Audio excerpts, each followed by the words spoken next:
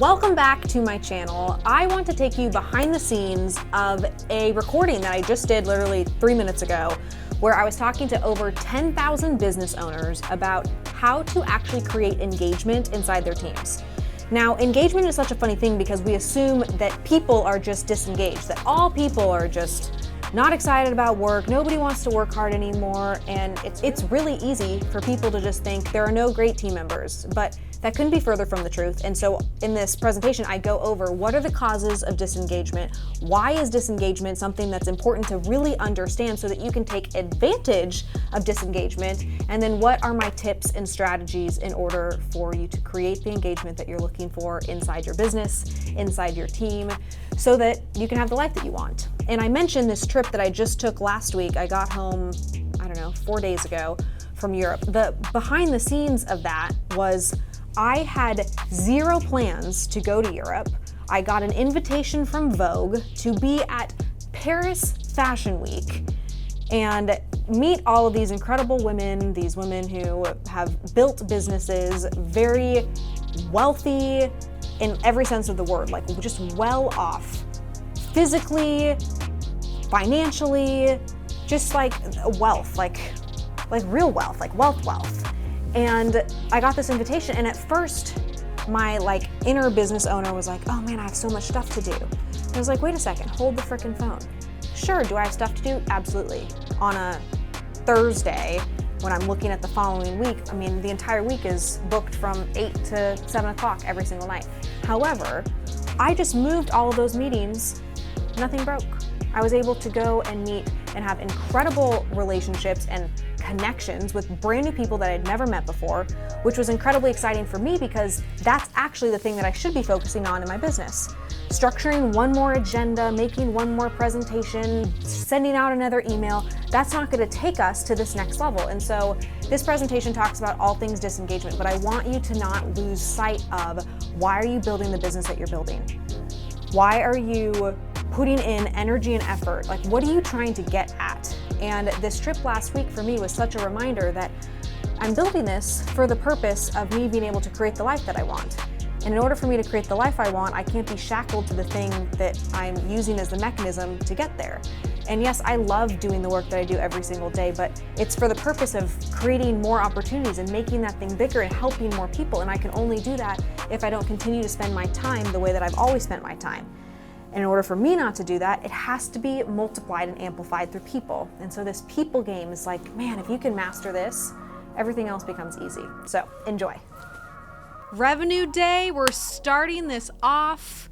I am beyond excited to be here with you guys because what I am an expert at is helping business owners, helping leaders grow and scale their businesses.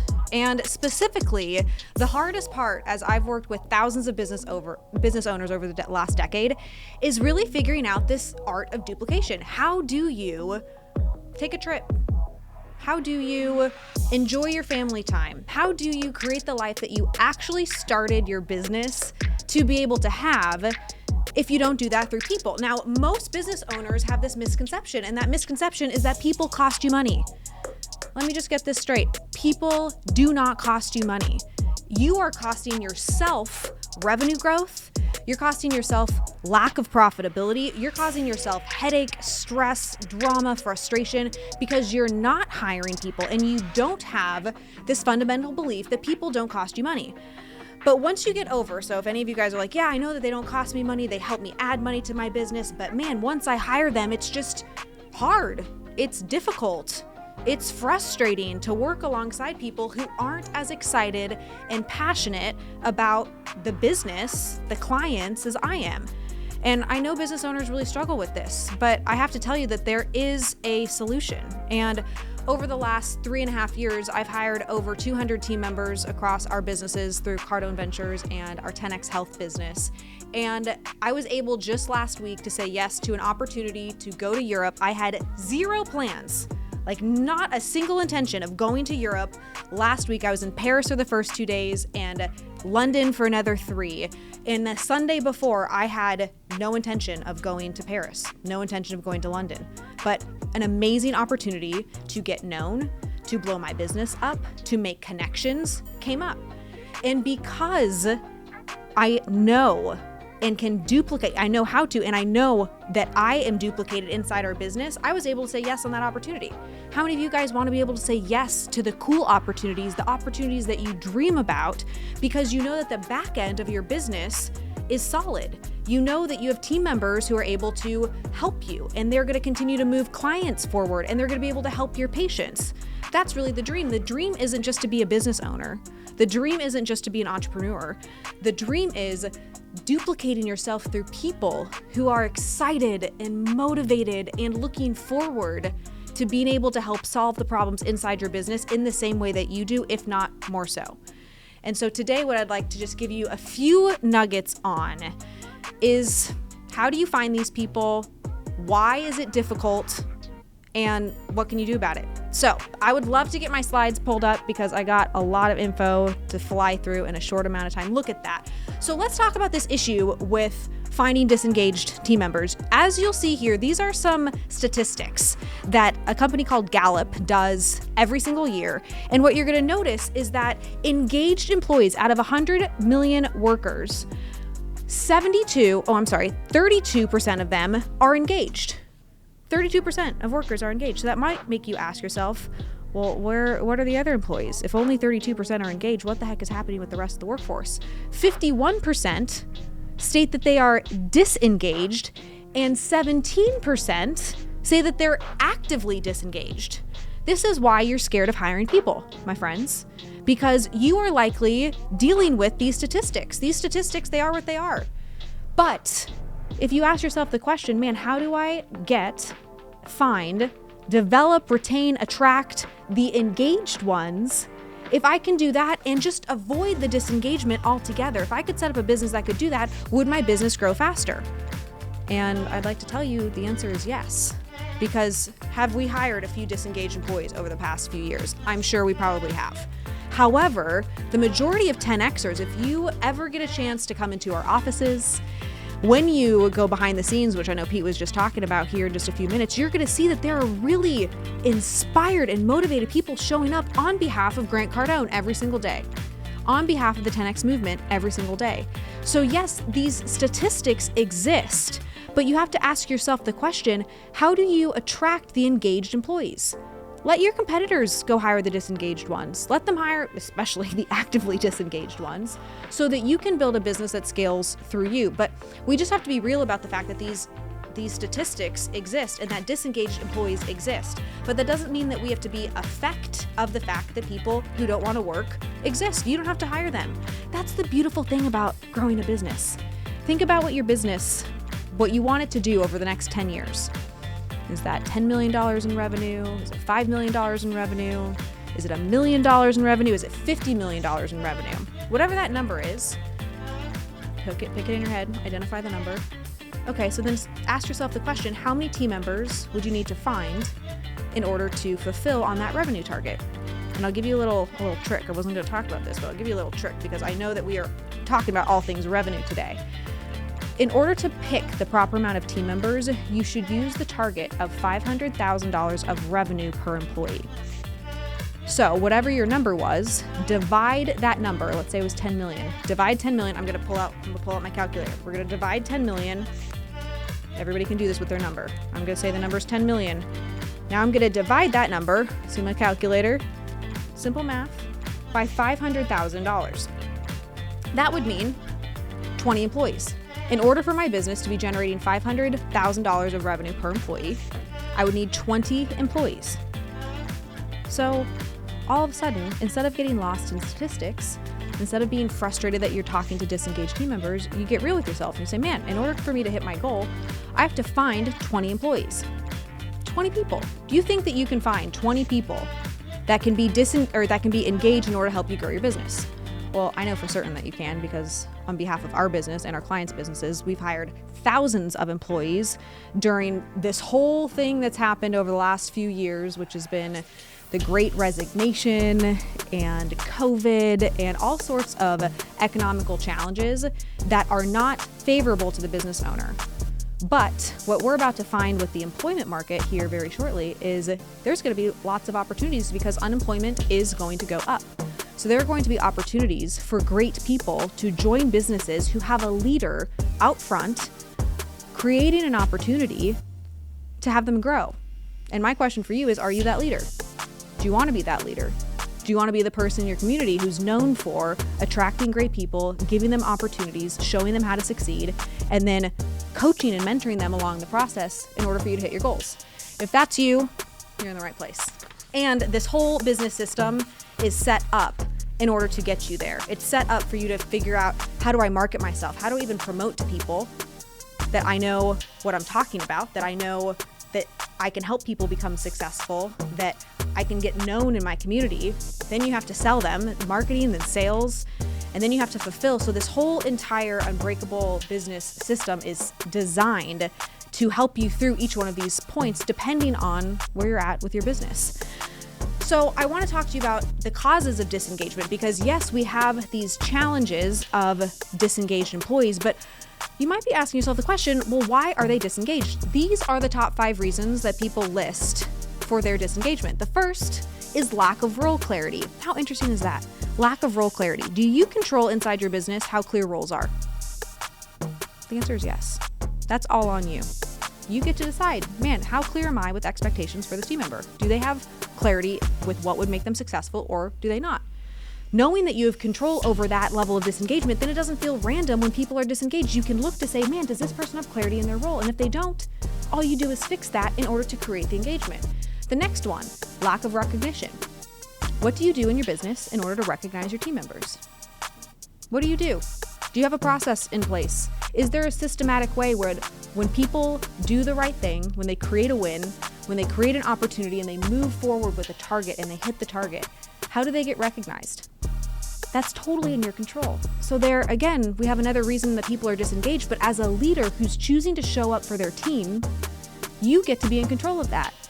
So that wouldn't cause disengagement because you know that recognition is important. So inside your business, you're going to build a mechanism to recognize your team members. The third cause of disengagement, no feedback. Yet again, you control that. Do you give your team members feedback? What does feedback look like inside your business? ABC company, how does your first employee and your most recent employee know that they are either doing well, they're not doing well, what areas of opportunity exist, and what they would need to do in order to be successful in the next role that they're looking to fulfill inside your business? This is all inside your control. The fourth one, unclear organizational purpose. Who sets the purpose of the organization? Is it some random person outside the ether that just sets this purpose and creates this clarity for your business that you have no control over? No, it's you. You create that. So again, you're able to actually create engagement just by following the things that most people say they're disengaged because of. And then the last one is lack of team results. Now, some people get a little antsy on me with this one because they're like, well, if I'm a high performer and my other team members are not high performers, and let's say I'm the business owner and this is the dynamic inside one of your departments, then it can seem like it's disengaging for the high performer to not have a team that also produces at the same level that they do. However, yet again, as a business owner, if you are the person who is creating the team dynamic and allowing people who aren't hitting results inside your team, well, of course it's going to create a dynamic for your high performer to not want to be a part of the organization. So what I'm trying to just make really clear, when it comes to your people, you are in control of the mechanisms inside your business to create engagement and or to contribute to disengagement. This is not some like, oh, I can't find any great people. I don't know how to hire the right talent. There's no good millennials or Gen Zers that want to work hard. I can't tell you how many times I've heard business owners say those excuses, when the reality is they're just not choosing to take control of their business, of the direction of their business, creating clarity, giving feedback to actually hit the targets that they say that they want to hit. And when you become aware that this is what causes disengagement, all of a sudden you can step into, I'm either going to be accountable or I'm not. And I have a feeling if you're here on revenue day, as you've been a part of this challenge for the last 6 going on 7 days, you're the type of person that is willing to take accountability. You're the type of person that's willing to say, I see where my shortcomings are. I see where my opportunities are. I just need to know the blueprint. I need to know the path for how to move forward quickly, how to not have those things hold me back so that I can get the result. You and me, we're the same. That's how I feel. When something's going wrong and I'm creating an issue that's stopping my growth and development, I'm not just gonna let that exist. I'm gonna fix it. And so if you know that you can fix it, let's just talk about how you fix it. So, next slide. This is my favorite wheel. I love a good wheel. I'm a fan of an infographic. This particular infographic is my favorite because what I like to call it is the employee engagement equation. This equation breaks down where there's an issue inside your business for engaging your team members. Because as I said earlier, it's not just random stuff that happens in your business that causes disengagement. There are very specific touch points.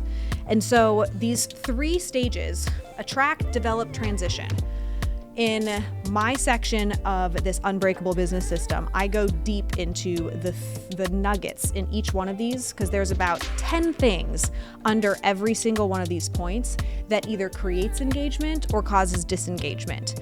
And if you follow those 10 things, it's 30 in total. If you follow them, you will have a 10x culture. And I know you want a 10x culture because, well, you're going to see. If you're not sold on why you want a 10x culture, just wait till you see the behind the scenes because you don't even know what you're missing in some cases until you've actually experienced what's possible. And what I know is possible, just like I said, I was able to go to Europe last week. The team handled stuff. In fact, we're about to pull off our best month in our health business and our 3rd best month in our Cardinal Ventures business. And I was gone for an entire week. The business does not have to stop when you need to go pursue other opportunities. But this employee engagement equation has to be in place and you have to be in tune with what you are doing that's causing disengagement so that you can find people who will allow you the opportunity to push your business forward as you have new opportunities as a business owner. Or hell, as you want to create a vacation for yourself and your family because you've worked hard. That's okay too. This equation is the secret sauce. So align. What are you doing in the first 90 days in order to align your team members? Now, a little trick on this. Alignment doesn't start when somebody takes a job offer with you. Alignment actually starts during the interview process. Because if you don't know that that person is in alignment with your core values, with your mission statement, with where you're going, with what your goals are, and you just hire them and bring them on board with you, you're going to struggle. Because if they want something different than you want, and yet you've still hired them, it's not likely that you're just going to fire them instantly because they're no longer fitting with the vision that you have. Most businesses that I work with continue to have team members that aren't in alignment with them on their payroll because they're their best salesperson, or they're what the customer knows is like the foundation of the business, or they're just aware of where all the bodies are buried. A lot of businesses run like this. So instead of making it just be a part of your process that isn't really thought through, on the interview, my biggest tip is how do you use the interview process as a filter to start thinking, I'm going to align this person, or I'm going to find that this person is not aligned. And if I find out that they're not aligned, I'm not moving forward with the offer. That alone will change how you look at your team once they're on board with you, because you already know that you're beaten on the same drum. You're already on the same bus. You're headed in the right direction. And if you're not asking the question of what their goals are in the interview process, the rest of the alignment stuff, it's kind of for naught, to be honest with you, because you guys already aren't on the same page. They don't want to grow, but you do want to grow, but you're paying them to help you grow. So we're kind of in a conundrum here. But let's say that you have attracted them, you went through the interview process, you onboarded them properly. The majority of the time spent from your team inside your business is in this phase that I like to call the development phase. This development phase should be the time where the team member is just showing up like they are 10x. They are developing themselves. They are becoming the best in their role. They're your best salesperson. They're showing up on time. They're not late. They don't have a bad attitude. And yet what happens normally is the inverse. After the first 90 days, you notice that the team member who was excited in the first few weeks and did such a great interview, they're actually now disengaged and they're not contributing like they were and they're starting drama inside your office. Well, the reason for this is you haven't created a big enough game for them. That is the third step of this wheel, which is transition. Because nobody is going to show up, be the very best version of themselves if they don't see what opportunity looks like for them. So my two big nuggets on this for today, because the rest of it I go so deep into in my part on the Unbreakable Business System. If you fix how you paint the picture of transition inside your business, and you, during the alignment phase, when you're bringing new team members on, are constantly pointing them to, sure, they might be joining as a salesperson today, but they have the future and the potential and the opportunity inside your business to be the director of sales, maybe the vice president of sales. Could they potentially be a future partner in your business? We have countless examples of people who have moved, and if you guys want to go to the next slide, who have moved through this opportunity. They go from a manager to a senior manager, to a director, to a senior director, to a vice president, and then to a future partner in our business, because they saw on day one that it wasn't just about being a salesperson. Yeah, so you see it's the manager, and then you go to the next one and it shows the senior manager, and then you go to the next one, it's director, and then the next one is senior director. But what you'll notice about how I put this little graphic together is as somebody goes from a manager to senior manager, they have to go through this wheel. They have to align themselves with the opportunity for the business. Then they have to develop themselves, be the very best inside that role, show up, not have an attitude, develop new skills, add value to the business. And then the next step is transition into the next role. And then once they've transitioned and now they're a senior manager, they have to realign with, man, this is a new role. There are a new set of responsibilities. I have a different compensation structure. I'm responsible for different things. Now I need to become the best at that. I develop myself and then transition into a director, which again is a different skill set than a senior manager. And so if you, in your interview process and in your onboarding process, really focus on how am I painting a picture for transition for my team?